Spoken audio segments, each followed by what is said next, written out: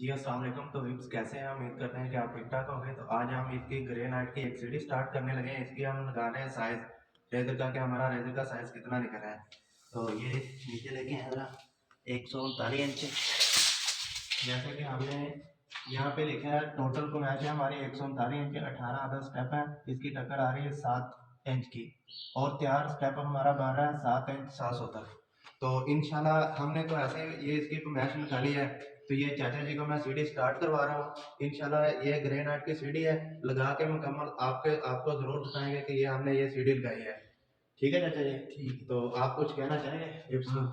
हम सीढ़ी लगा रहे हैं, तैयार करके आपको फिर दिखाएंगे। हाँ जी, कैसी सीढ़ी लगी है और हमने ये एक मैच ठीक निकाली है।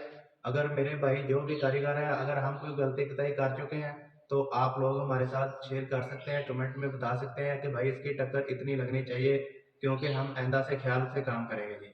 तो इजाज़त दीजिए, अल्लाह हाफिज़।